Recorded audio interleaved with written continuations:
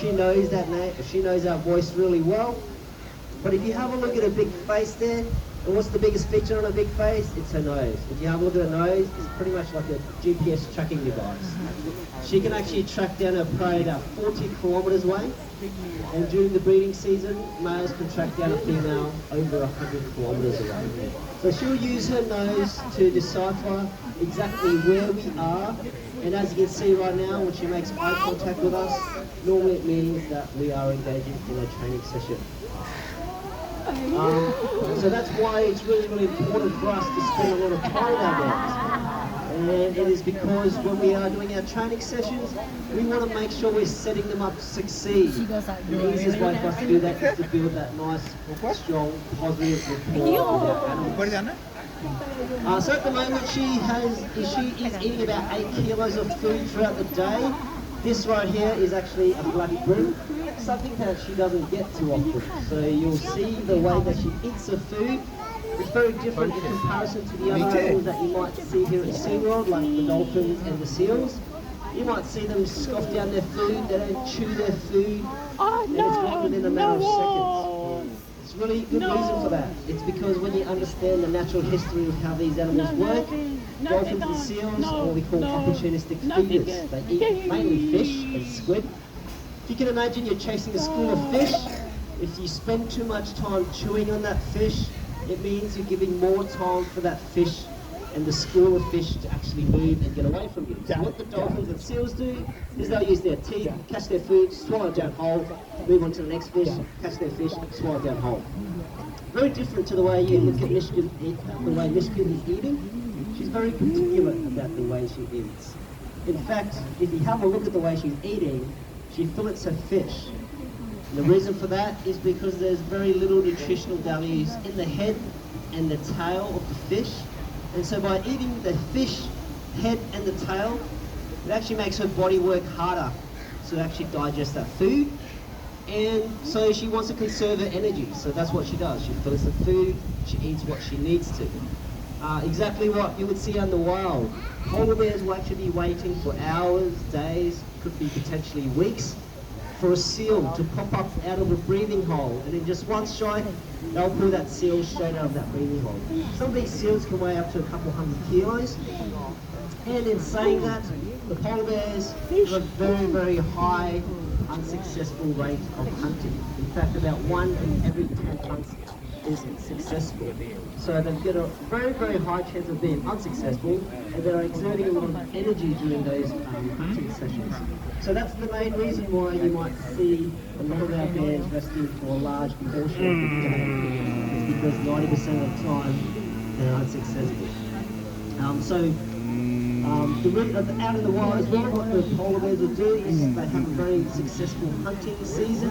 They will just eat the fat and also the blubber from the seals that they catch, leaving the rest of the meat for other polar bears, which is actually very, very important in the ecosystem. So large males in particular, they'll eat that fat and the blubber because by eating more protein, which is what the seal is mainly made of, it, once again, makes their body work harder to digest that food. It also makes them go to the toilet more.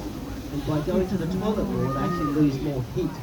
So obviously living in the Arctic, they want to conserve their heat. So what they'll do is they'll just eat that blubber and mainly leave the rest of that meat of the seal. And that is very, very important for other polar bears that haven't had a very good hunting session, a very good hunting season. In particular, females with their cubs will rely heavily on those carcasses left by other large males. So that's a really good reason why these guys here are very particular about the way that they eat the food, and as you can see, Mishka is very particular about the way that she eats her food as well. Now talking about their food can actually fluctuate depending on the time of the year. Right now, we are actually in our breeding season. So Mishka has no idea that she's driving the boys crazy. She's producing all these pheromones that the boys are very, very interested in. And she just goes about her normal day, doesn't really know what's going on, but the boys are actually going crazy for her at the moment. Now Mishka doesn't need company from the boys. In fact, polar bears are solitary animals by nature. So you might think that she's quite lonely living here at SeaWorld by herself, but believe me, she prefers to be by herself. The reason for that is because she is a very attention-seeking bear. So you can imagine if she's living with another bear, she'd probably get jealous pretty quickly. In fact, by you guys being here, when she's up here playing in the water and moving around, she actually loves people yelling at her when she's in the water and oohing and ahhing about her in the water. In fact, believe it or not, when we had our COVID lockdowns, anytime anyone would walk past, she would bring her toys over and race on over to kind of seek attention from anyone, whether it be us or the cleaners walking past on the glass. She really, really seeks out for that attention. So you can imagine if there was another bear living with her, she probably wouldn't enjoy it as much as you would think that she might enjoy it. Now, the other two bears that we have here at SeaWorld are Hudson and Nelson, who are two orphan cubs from the wild. They are estimated to be 20 at the end of the year. So they came to us here at SeaWorld when they were just under a year old. Unfortunately, their mother was a problem bear over in Canada. She kept going into town looking for food and becoming a threat to humans. So unfortunately, the rangers over there decided to euthanize her and found that she was lactating. So a couple of days later, two little cubs came venturing out, looking for mum obviously, looking for food, and that's how Hudson and Nelson came to us here at SeaWorld. So you've been to our other exhibit next door. You may have seen Hudson out there today.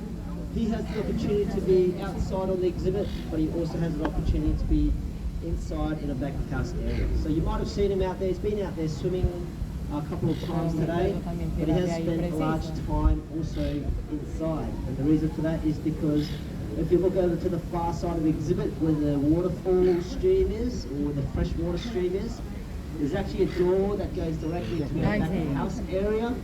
And more than likely, Hudson is probably sitting there because that is where he can smell Mishka the best. So that's probably where he's sitting at the moment. Now we've been lucky enough to have both our orphan cubs, Hudson and Nelson, grow up together. So they actually coexist very, very well. Most of the time. Separated is actually in the last few years during this time of the year, during our breeding season. And the other reason for that is because Hudson has seemed to be a bit more dominant over Nelson in the last 3 or 4 years. And I don't know whether it's because they're just getting older, which means they have less tolerance for each other. In previous breeding seasons, they've been able to coexist pretty well together. But the last few years, Hudson's just shown a little bit more dominance than Nelson. So we've just separated the two boys during the breeding season.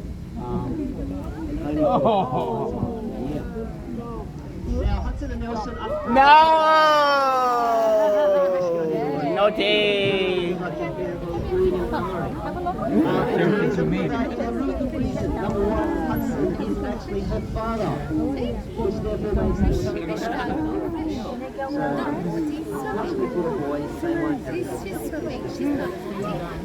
But saying that as well,